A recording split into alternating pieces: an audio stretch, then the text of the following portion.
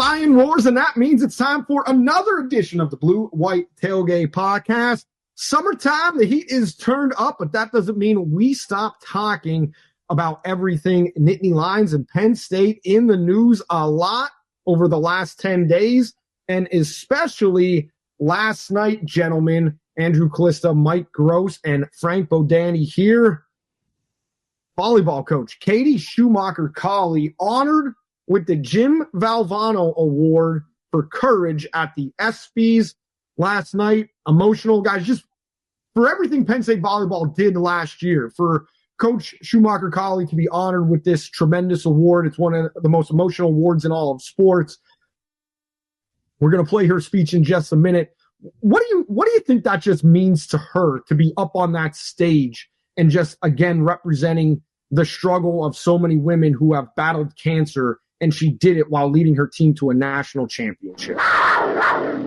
Oh, in general, I'm not a fan of the ESPYs. I'm not a fan of the existence of the ESPYs. We don't need subjective awards in sports because sports provides its own objective awards. This kind of thing is the exception to that. When somebody can come to the attention of a national stage, it's such a good and sort of heartwarming story that I would say she has justified the ESPYs, which in my mind is not easy to do.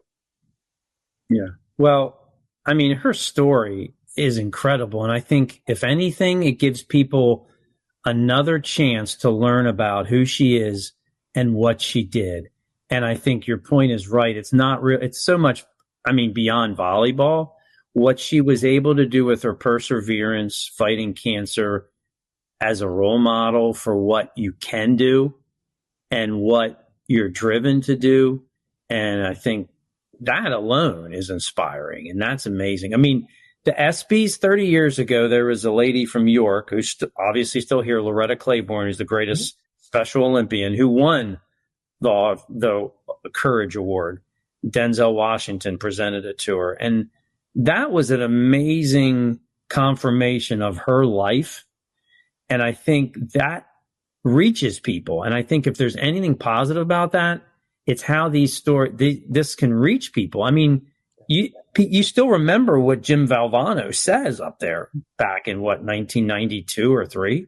I mean, and so what Katie did, and I think gives that, I mean, I didn't really even understand until I watched the ESPN video, every detail of what she went through and how she did it until I watched it. And I know I'm not the only person that has done that. It's almost like a Disney film or something. It's the way the team performed when it counted the most this past season in the context of her story.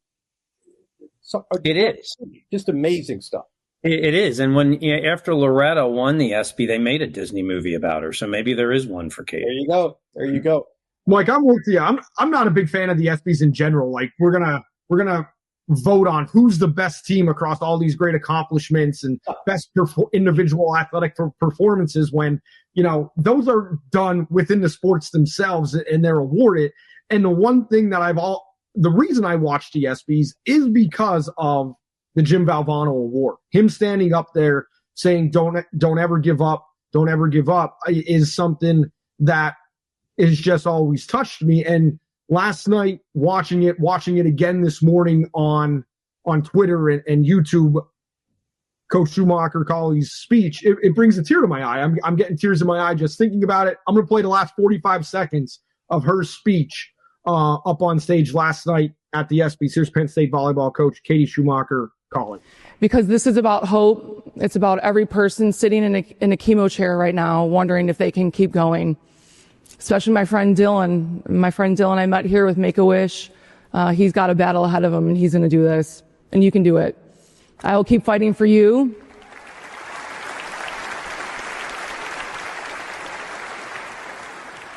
I share this with everyone who's ever faced this disease, the survivors, with those still fighting, and with the ones that we've lost, especially my dad. This is for you. Keep showing up. Keep believing, and please never, ever give up. Thank you so much.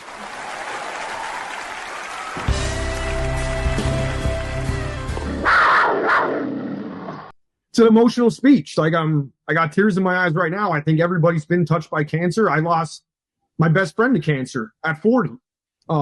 So I mean, and her speech really stung me. It was a great moment, and I think it's a great representation of Penn State and what she represents in her team as she shouted out everybody on her staff and the girls that were in attendance. Yeah, she did a great job with it. And again, this is, we don't need to have who's the team of the year and all of that nonsense. But this kind of stuff, yeah, it's another category. Pretty special. At the same she's the heart of the program that people sometimes maybe shouldn't forget how successful women's volleyball is. And she played there. I mean, was she part of their first national title team? I think so. And here she is coaching. I mean, that's an incredible point. And she's out a 1 year thing, right? I mean, she's back coaching. It's not, not done. Quick shout out to Shane Gillis, who hosted the show last night.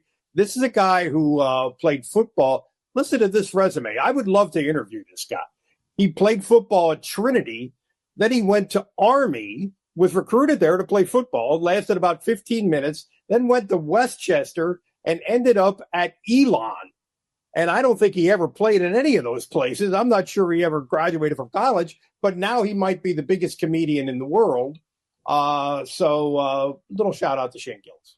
Mechanicsburg native Shane Gillis, was supposed to be on SNL. Some things kind of got in the way of that. He ended up triumphantly hosting SNL, so he got it last. I'll say this: if you're a fan of Norm Macdonald or any old school comedy, George Carlin, anything, the monologue that he delivered last night went in on everybody. I'm not saying it was politically correct.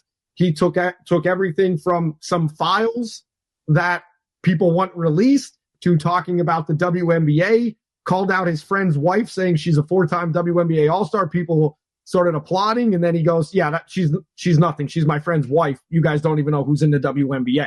So, I mean, it was really funny. I found all of this stuff hilarious as he went in on everybody. Shedeur Sanders. That's what comedy's about. Reminded me of Ricky Gervais' 2020 Golden Globe monologue, which had rave reviews. So, talking football now, let's talk something, about an upcoming season. SEC football media days. The boys down south seem pretty locked in when it comes to the next generation of the college football playoff, that they want 5 and 11. And guys, I agree with them. I think you agree with them. I think, in my opinion, and you guys give yours, I think if you're advocating for 4-on-4, it's a losing mentality because things are going to change in a cycle and you want to protect your interest. Meanwhile, the SEC eventually is saying, we're going to have 5-6 teams in this when we go to 16 teams.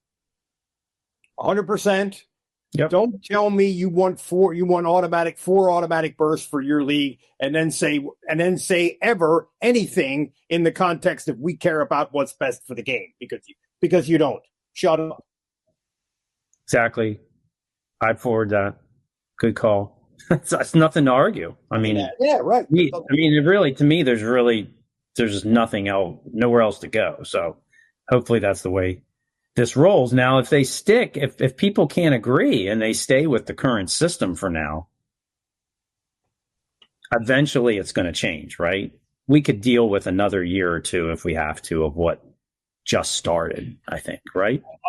With the assumption that they go to the straight seeding and not seeding it the way right. Which is apparently a done deal. That is going to happen. Right. So Boise State doesn't get a bye, right? That's what you're saying, yes. Right. If I'm Pat Kraft, I'm telling James Franklin not even to talk about this question and we're presented to him. Like, just shut up. Like, if I'm any coach, I'm telling Ryan Day, don't say a word. The only people that should be talking about this, in my opinion, if I'm an athletic director or a college football coach, is the commissioner of the conference, and let boardroom battle it out, because I don't think if you're trying to support, like, say, your conference commissioner, I think you're damaging yourself if you're in that 4 locked in situation. And if you're in the SEC, I think you just say, yeah, we're on board 5-11, we'll play it out. But that's what I'm saying to the Big Ten coaches is I don't think they should address it because it makes them look weaker and their programs look weaker. So, Sir, I think apparently Ryan Day and James Franklin disagree with you. I agree with you. They don't, apparently. I mean, James made a TED talk out of this in the pregame Orange Bowl press conference, which is normally the most innocuous stand there and hold up an orange while we take your picture, media opportunity imaginable. If he's going to do it then, he'll do it anytime. A couple of weeks we'll be up there for Media Day. I expect to hear more from James. Oh, Mike, the two best pre-Orange Bowl press conferences belong to Penn State because you do remember Joe Paterno back in 2005 before they played Florida State, right? We don't have to go through that legendary press conference again. James Franklin didn't quite go to that level, but it was pretty good. So they get to play in Miami again this coming year. That would be something else, right? Yeah. What's next? That's right. For the people who don't know about that, for the young listeners, enlighten us to the presence, because I've seen it, I know about it, but I wasn't there. I was a freshman at Syracuse University. Take us through a little bit, an abbreviated version.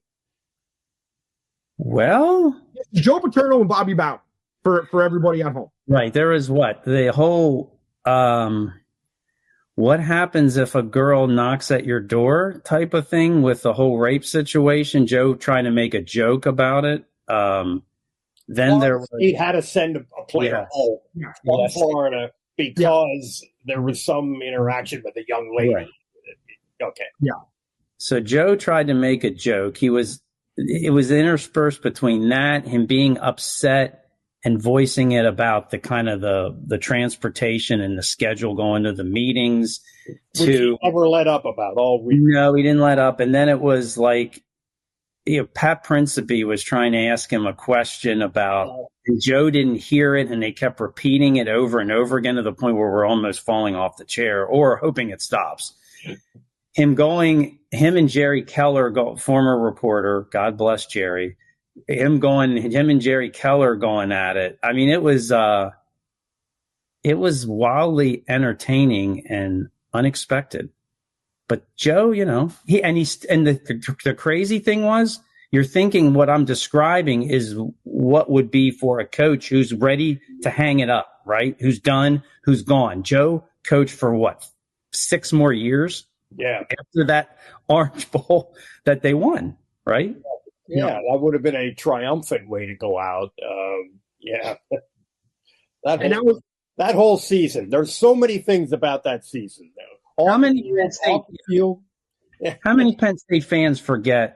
Do any forget that they're one play 2 seconds away from their last undefeated season? Do people realize the series of plays that just even led into that one final play, from a squib kick that took the most fortuitous bounce for a return team to catch it on a full speed run, to a ball that was caught out of bounds?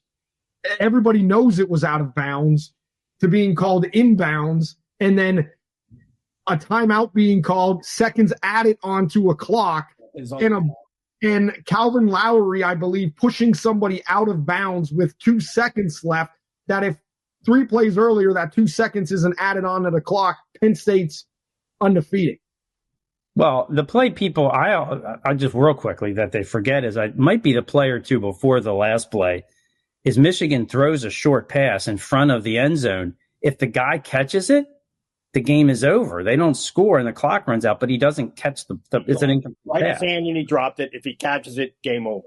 Exactly. That's the one I have thinking in mind. That's the one I'm thinking. Calvin Lowry pushing the guy out of bounds. He breaks the pass up right there. That if it's caught, right, game is over. Yeah.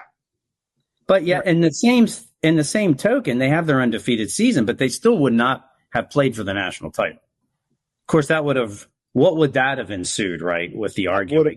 That would have been a debate, because that was Vince Young, Texas, Reggie Bush, USC. Yeah, they don't get it. Penn State would have been the third team in. They would have just been yelling and screaming and discussion. So they would have been yelling and screaming. It would have been Auburn from years prior, right? When Auburn went undefeated. Well, that was one that Joe often brought up. Yeah. It would have been that situation all over again. From the weight room availability that Penn State just had and what we've seen people talking about everything, what do we think where these new freshmen coming in, and we've talked about the depth along the defensive line and stuff like that. Where do we think all of this is trending right now, Penn State in the offseason football? Because we know at the end of last year, the trend's been going up with expectations. Then everything kind of hits a plateau. As we start gearing up here and heading into Big Ten Media Days where some things will get answered a little bit, what do we think the trend is right now on Penn State for people who are just getting into the program and getting situated for a lot of these freshmen to help the older, more established guys that have all this hype to push it across the finish line, if you kind of get what I'm saying? Yeah. Well, what I took from it is that Chuck Losey, the strength coach, talked up a good many of the incoming freshman linemen. And that's where Penn State, to me, it's not that they don't have known names. They have maybe two of the best defensive linemen in the whole conference in Denai Dennis Sutton and Zane Durant. But where is their accomplices? Where is their depth there? Because those two guys obviously aren't going to be enough star power to push them over the line, so to speak. They're going to have some of these young guys help out and do it quickly at some point, right? Chuck Losey talked them up. But that's going to be, to me, a big deciding factor that maybe people aren't thinking of right now because it's not a sexy position that, defensive tackle and even defensive end. And who's your backup defensive end? But, they're going to need them. They had more depth last year known at those positions than they do this year. So this year they're going to be depending on the young guys he talked about. Maybe not all true freshmen, but some second-year guys. Third-year guys that haven't played a lot, they're gonna have to have some of those guys step up. It's a good talking point now, or you feel good about it now, but most of those guys haven't done anything on the field yet. When Penn State is, Phil Steele's magazine has Penn State #1 in the country. There's tremendous expectation here. Everybody's talking about how much they have coming back and how much experience they have coming back. And that's all true. But defensive line, as Frank is saying, is the one area where there's no way around it. Some guys that we've barely heard of or that casual fans have barely heard of are going to have to play, are going to have to perform for them to get where they want to go. Mm-hmm.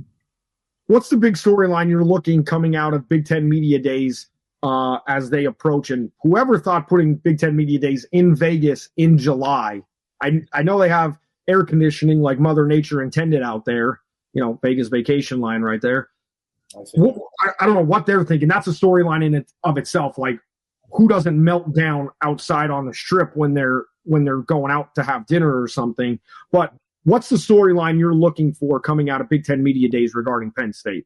Well, I'm going to be following it really closely just because I want to start throwing stuff up on my platform about preseason football stuff. So I'm going to be watching. And one of the things is just what the other coaches and the other players think about Penn State, because this is an extraordinary amount of hype for Penn State. And this is a Big Ten team, 2 national championships in a row.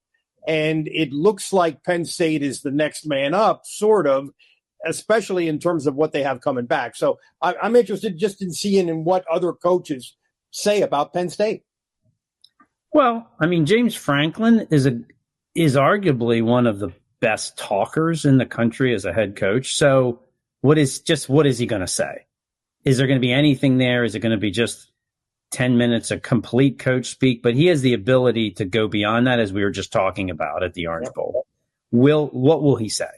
I don't know if there's one specific thing I'm looking for.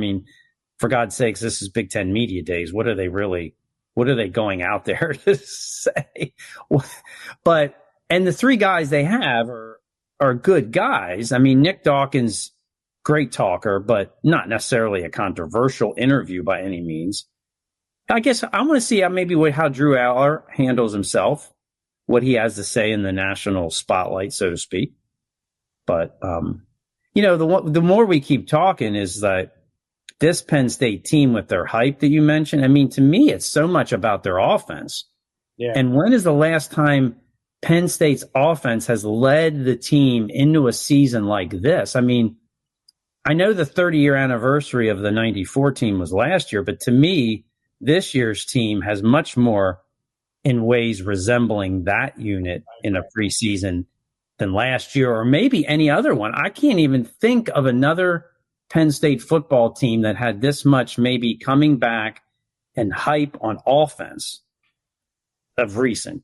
I mean, so I'm not saying this is the 94 team, but I've thought of that connection too, though. I mean, you've got a drop back pro style quarterback with a monster arm. Both of those teams had that. Look how good they were at the running back position. So, yeah. Offensive line is the big thing. Offensive line is the biggest one. That's right. That's right. Because they don't have the same wide receiver situation. But you didn't, honestly, beyond Bobby Ingram, you didn't really know what Penn State had at wide receiver on that team either, really. Seriously. When you look back on that team, he's the only guy you really think of. Freddie Scott came on, but, you didn't know. Yeah. And Penn State was really good at tight end that year, of course, with Copper. And they don't have Tyler Warren, but I think Penn State's most maybe undervalued position could be tight end.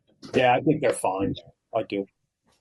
You guys both bring up Drew Aller, which leads me to the email bag here at the BlueWhite Tailgate Pawcast. If you want an email read on the show, hit us up at BlueWhiteTailgatePawcast@gmail.com or on any of our social media channels or in Frank's personally or work email box, not personal email box, work email box or Mike's work email box as well. We go to Schuylkill County, my home area. I'm not going to say I know this person, but Timmy S. in Schuylkill County writes into the BlueWhite Tailgate Pawcast.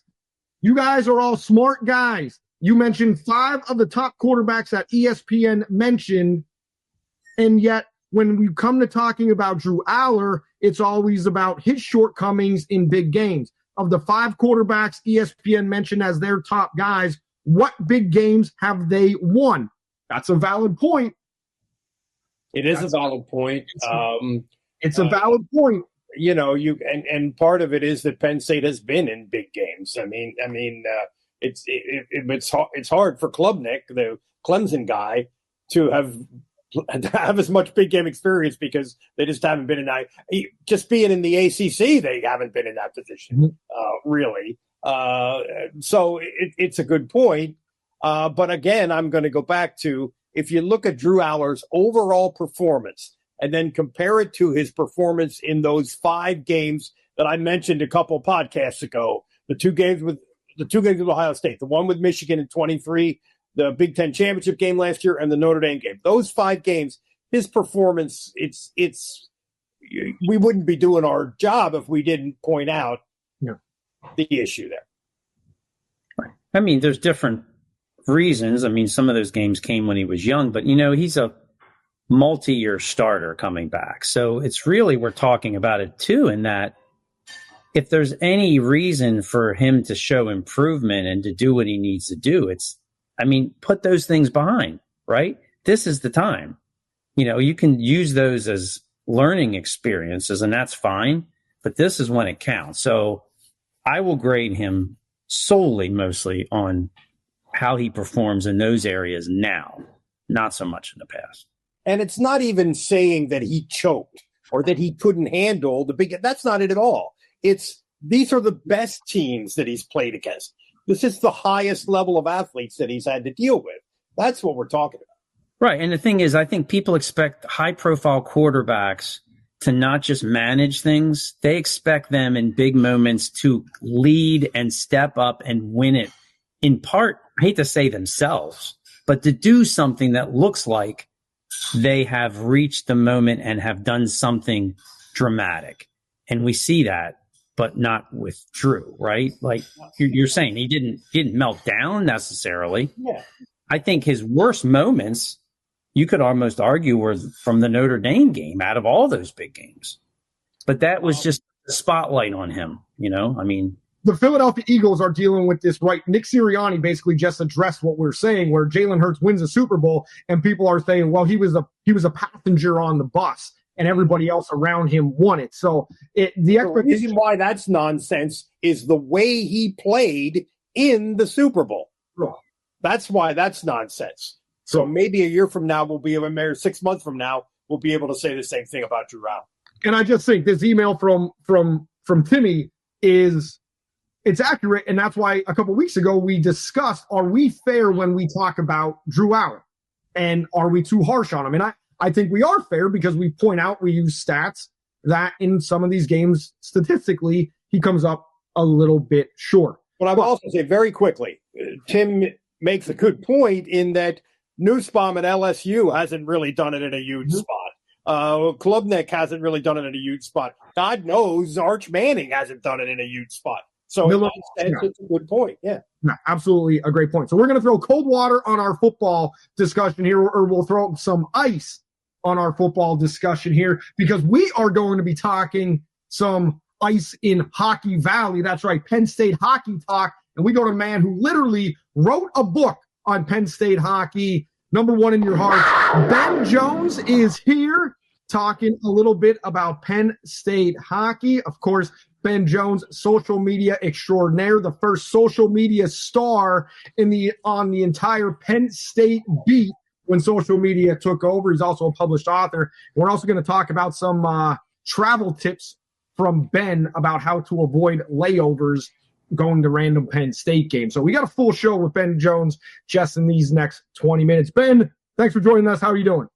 I'm doing great. I'm in the home office known as my front seat of my car. It's normally a little nicer than this, but you do what you got to do. But I'm glad to see the three of you and happy to be here. Well, we are talking Penn State hockey. And Ben, high level, first question, just keeping it general. Your thoughts on just the explosion in the offseason here of Penn State hockey? Yeah, I mean, I think, you could argue that the Gavin McKenna commitment is, the biggest thing that happened to Penn State hockey since Terry Pegula gave him the money. One of the biggest things that happened to Penn State athletics, just in terms of high profile recruiting things, really, I think, in the history of Penn State athletics. But I think it's a testament to what NIL can do. It's a testament to what good facilities can do. And it's a testament to what winning can do for you. Penn State's been a successful program the last several seasons, obviously has good facilities, a passionate fan base. So, all those things come together and you can start to turn the corner if you're a program like Penn State. One recruit doesn't change everything for you, but it sure can change a lot. And I think, the next, 8 to 12 months will be interesting at Pegula Ice Arena, to say the least. Ben, I saw something that you tweeted about McKenna, and actually this is what made me think to let's have Ben on the show. You said that getting this kid is like Penn State football recruiting Saquon if they already knew what Saquon was going to become. This dude's only 17 years old? How finished a product is he, and how elite is he as a hockey player? Yeah, I mean, obviously, when you're that young, you've got physical traits to grow into, and everybody that has only played so much hockey, has room to grow. But I think when it comes to how he sees the ice, when it comes to his finishing ability, he just does it differently than everybody else. I mean, it is hard. I feel like Pennsylvania people in particular can appreciate what it's like to see a kid like Sidney Crosby turn into what Crosby was. But I think that similar to Crosby, similar to Connor McDavid, similar to some other guys, you can kind of see what makes them different than everybody else. And I think that McKenna is one of those guys that, you hate to say at 17, oh yeah, he's going to be as good as Sidney Crosby or Connor McDavid, but he has that ability to look at the ice differently than everybody else and the ability to do things that other people can't do. I'm actually completely coincidentally, probably about 5 minutes from Shattuck St. Mary's, which is where Sidney Crosby went for at least 1 year of prep school here in Minnesota. And even then they knew what they had in him. So I think, McKenna is a guy that he just does everything well and he does it differently than everybody else. And, for Penn State, I think it's interesting because it's almost, they're not really charged with developing him. They're charged with not breaking him and giving him something to do before he gets drafted number 1 overall. And I think it's a testament to how good he is that really, that's the biggest thing that Penn State's got on their plate right now. Hey, Ben, it's good to see you, man. You're in Minnesota right now, right? Yes, sir. I am. I'll be back in Pennsylvania in just over a week for my wedding. So I will wave to you guys from Western Pennsylvania. Yeah, you're not going to be stopping at Penn State Media Day. No, as much as I would like to see all of you, the prospects of getting married are a little bit more entertaining. Well, yeah, absolutely. Hey, with hockey, so Penn State's had a great hockey following, but with what they did at the end of last year with the recruits or the CHL players they signed with McKenna, where do you see this going beyond just I'm a Penn State hockey fan? Does this how big can this, do you think, get for Penn State? Yeah, I mean, I think it can get bigger. I think that the CHL, the changing in those rules opens a lot of door for a lot of talent that might have stayed in that pipeline for longer. I think that there's a possibility here in the next couple of weeks that Penn State adds some more guys depending on how some NHL preseason rosters shake out. That's sort of to be determined, but it's a big opportunity. And I think if you're Penn State, this is an area where you can try and succeed in ways that are different than some of the normal powerhouses in college hockey. There's a lot of schools, the one that comes to mind, Maine. Maine is not a large school. It doesn't have the sort of like NIL arsenal that Penn State does or the sort of infrastructure that Penn State does, but it's always been a pretty good program. And I think as you go as Penn State and go, look, how do we beat people out on the recruiting trail? How do we find ways to bring guys in?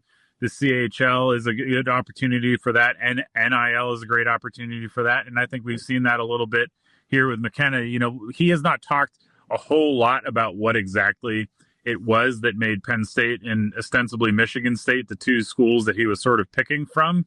But I think if you're a big name brand like Penn State, like Michigan State, like Michigan, obviously, I think this new era of where recruits can come from and where talent can come from changes things a little bit because the pipelines start to be different and the pipelines start to be new. One of Penn State's issues for a long time was that, Michigan is right down the street from the U.S. developmental team. The kids that were that age would go to Michigan because they grew up in Ann Arbor. They went and played hockey in Ann Arbor, and then you went to Michigan.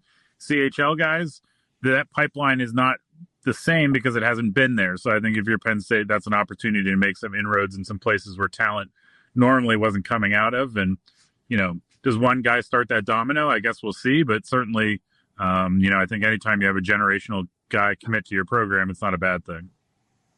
Ben, you were in State College right at the birth of this program. Like the first year at Greenberg, I think, school from Alabama was coming up to play. Pegula, the first year it opened, the pouring of the water out there with Terry Pegula at center ice, the 5-1 lead against Union that evaporated in a period that ended up being a loss. You've seen the program, from that point.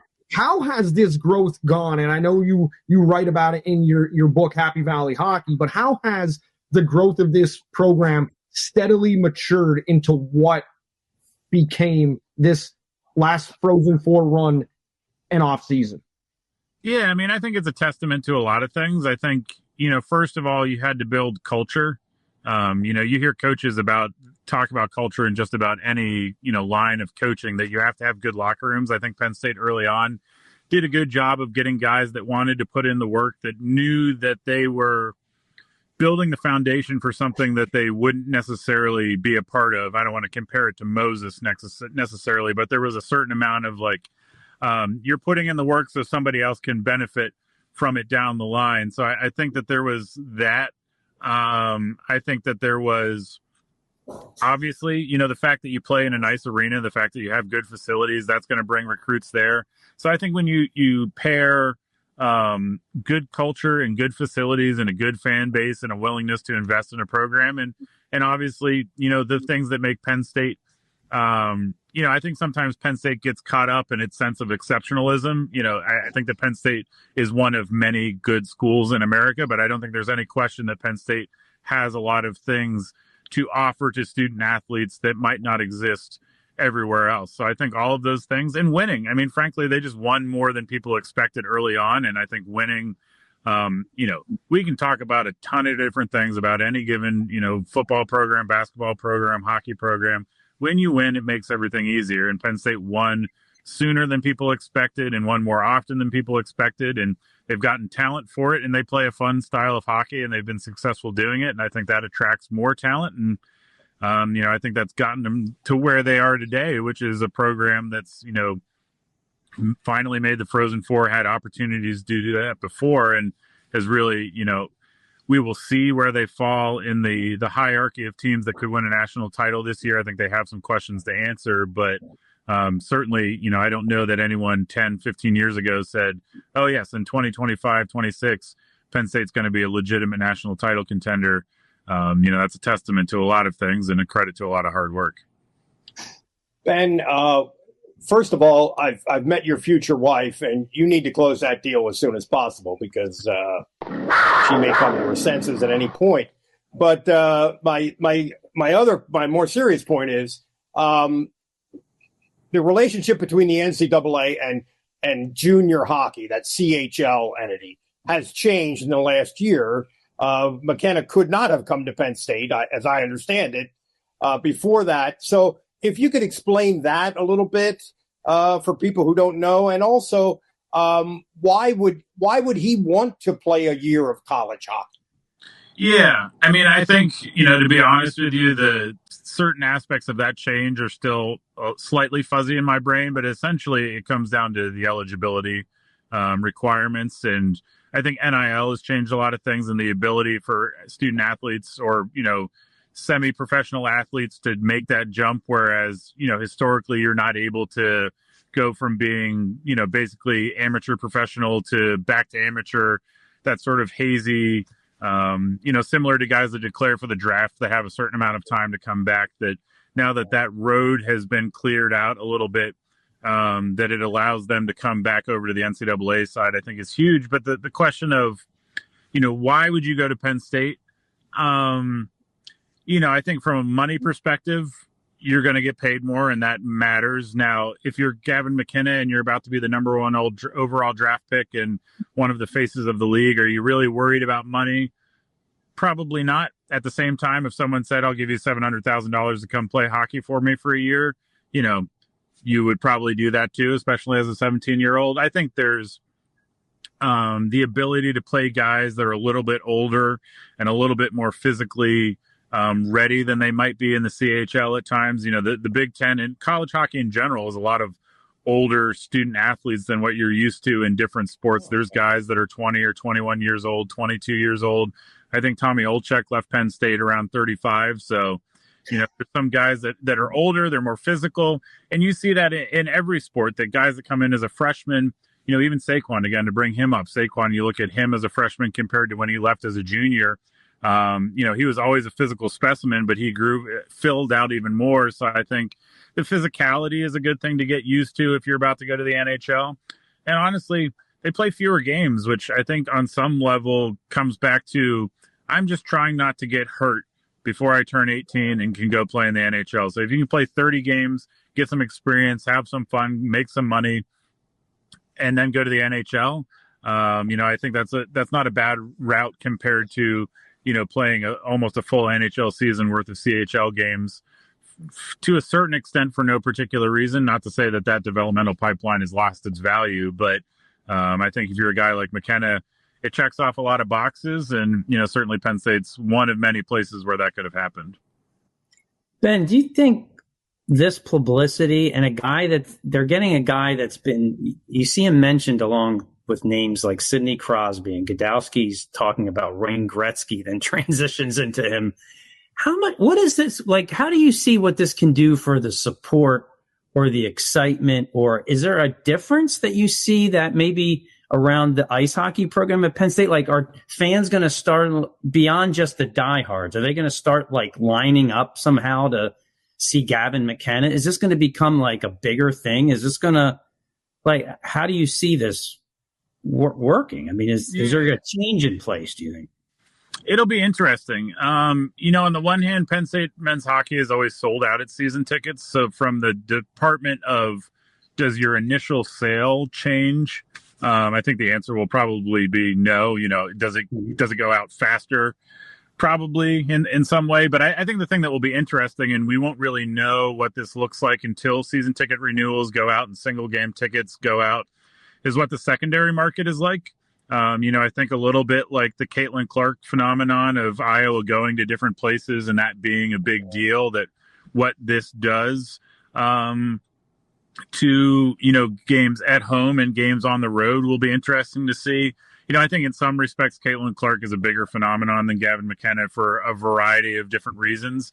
But I do think that he is a thing to see, and I think people will want to see him. I think there will be, obviously, I think because he is sort of the poster child of the CHL change and the ability for a guy like him to go to the NCAA level, that there will be a lot of hockey eyes on him and on Penn State in general to see what they're able to do and if this benefits everybody and how the landscape really changes as a product of it. But I think Penn State itself, they haven't had any trouble selling tickets to these games, but I think certainly the atmosphere surrounding being there, the atmosphere around, I want to get in and what do I need to pay to do that, in the atmosphere of Penn State going on the road to places that, I think Ohio State's maybe a good example, or Wisconsin's a good example of teams that play in pretty big venues that have perfectly fine crowds, but does a kid like Gavin McKenna bring 5,000 more people into a basketball venue? I think that's one of those things that we will have to wait and see, and I think the answer will probably be yes. And what's the pressure level for Penn State? I mean, just going off of what Coach Godowski has said, he's like, let's be honest, this is a big change, and you've already really talked about it with, going from, the major junior into the NCAA. But it's almost like Guy was a little bit throwing like cold water on some of these like expectations, maybe if that was for the team, but also for the development. And you already mentioned Penn State not screwing him up is kind of like part of the task here as well. So what is the pressure level for Penn State and expectations maybe for next year? Yeah, I mean, I think, a little bit like Penn State football, there are a lot of reasons to be optimistic, and there are some reasons to pump the brakes slightly. For Penn State, they're going to have a new goaltender. Hockey is a sport where, one line can do a lot of work for you, but one line's not on the ice the entire night.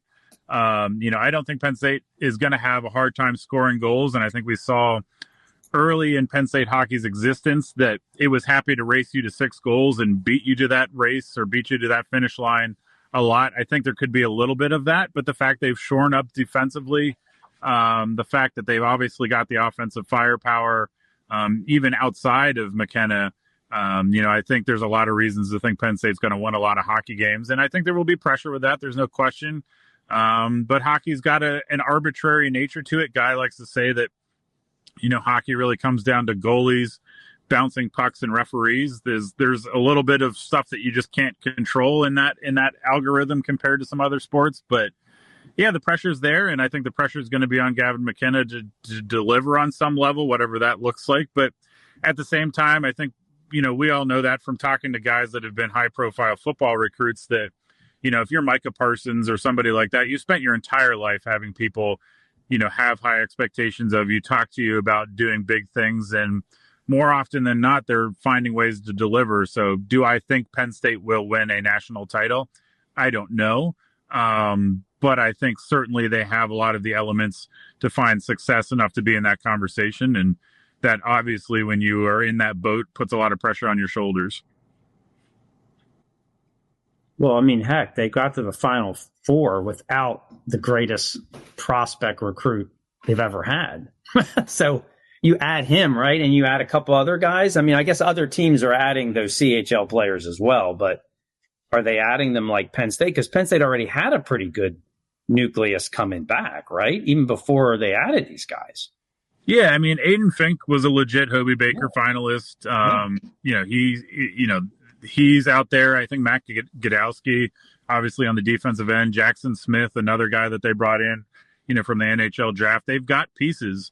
I think every team's got weak points, and it's just a question of, are Penn State's bigger than everyone else's? But, yeah, I mean, if you've got a kid like Aiden Fink, if you've got a kid like Gavin McKenna, you put them on the same line, you figure that they're going to average, practically a goal a game for you. That's going to put you in a good spot night in and night out. And, at the same time, I think that, Penn State's going to have a target on its back the same way that, Penn State football does sometimes when it plays against teams that are not as good as it, that you go, you're going to get everybody's best shot every night because they want to tell you, you might think you're hot, but here's a cross check to the head, or here's a check, from behind, or here's a physical play here or there. So, it's going to be a mental game as much as it is physical and executional, and it'll be fun to watch. And certainly it will be interesting to see how they start out, at Arizona State.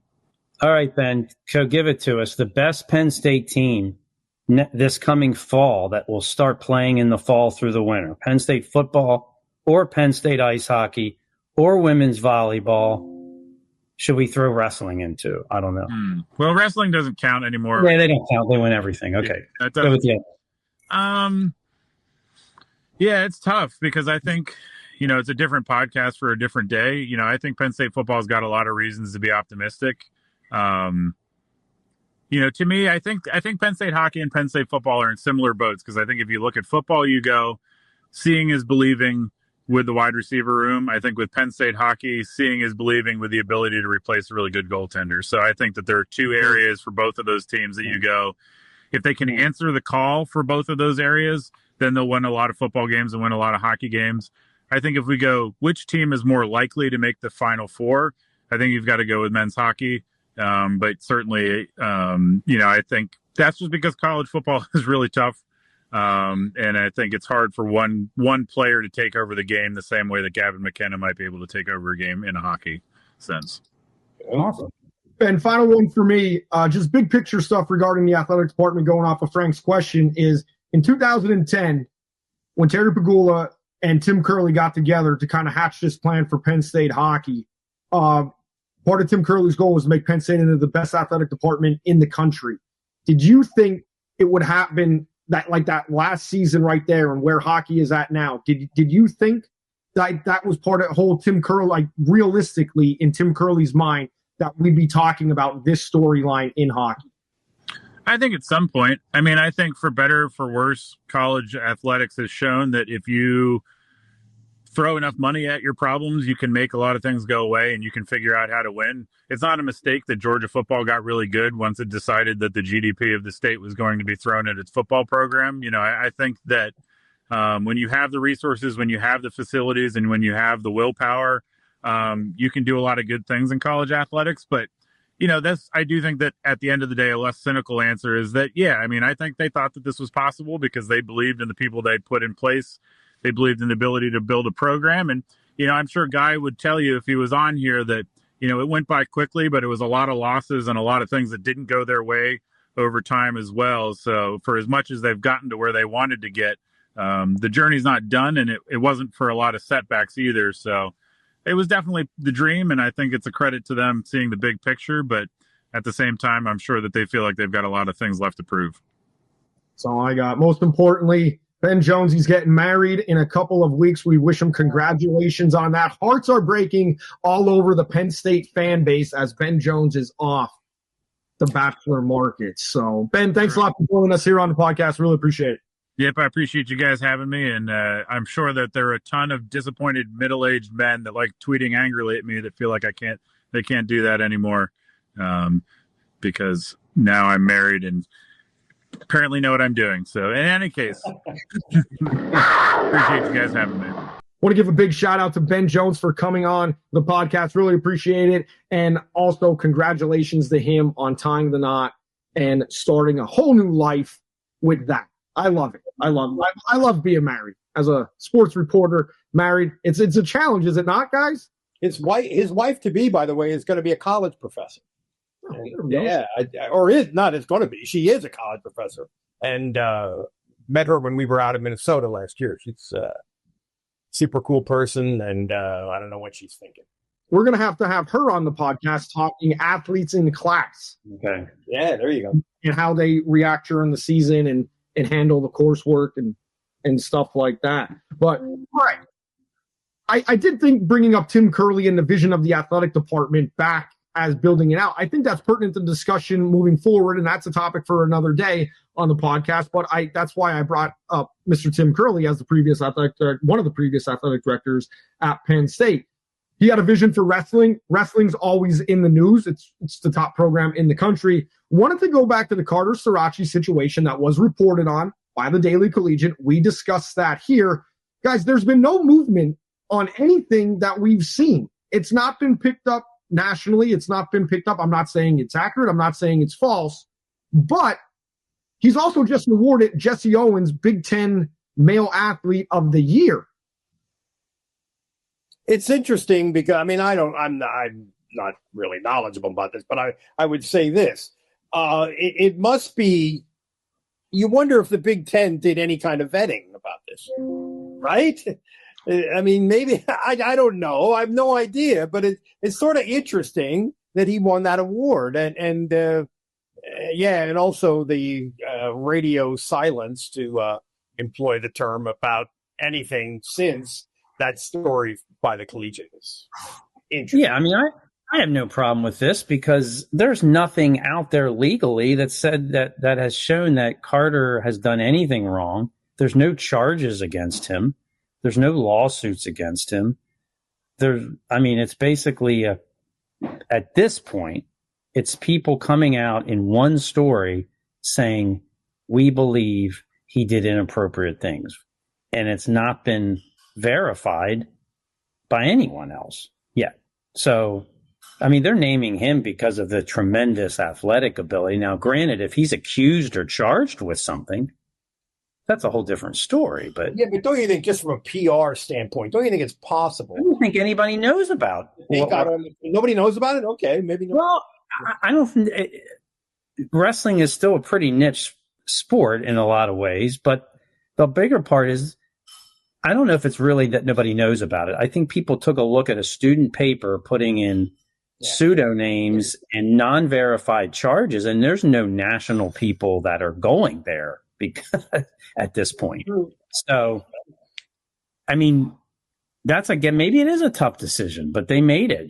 They decided to award him for what his accomplishments were, and there's nothing at the moment legally saying otherwise. I have to believe in this day and age that somebody in communications from the Big Ten office picked up the phone and people at Penn State to see what Penn State's, because we don't have Penn State know about it, or the article, referring to the article when I say knowing about it, and I'm assuming that due diligence was done. And Penn State says, at this point, we have XYZ or we don't have XYZ, and the Big Ten felt comfortable going with him as the male athlete of the year, because there's no shortage of people on the male side that could have won that award. So it's an interesting development that happens. We talked about it. I thought it was pertinent to a discussion to continue to follow that situation. Yep, I agree. Good point. Yeah. I'm with you, big guy. I'm with you. And with that point, I think it's a great spot to end. We've covered hockey. We've covered the ESPYs. We've covered the top comedian in the world from Mechanicsburg that Mike Gross wants to interview. And you know what? Maybe we'll make an attempt. We'll run some things up a flagpole and see if we could get him on a podcast. And here's another thing about him. He was at Trinity High School. Remember when they had their basketball team had that huge fight in the state final against Stowe Rocks? Yes. He was in high school when that happened. So, I mean, I just think he would be a great podcast guest. Can you make it happen? 100 podcasts, a month, because that's what comedians do now. But anyway. There's many people in this Pixel phone, Android system phone. I'm very proud of that. From Mechanicsburg. We're going to start hitting some people up because Mike Gross brought up the topic. So we are definitely going to do that. Don't forget, reach on out, BlueWhite Tailgate Pawcast at gmail.com. Hit these guys up as well. That does it for this edition. Have a good one. Talk to Penn State Sports.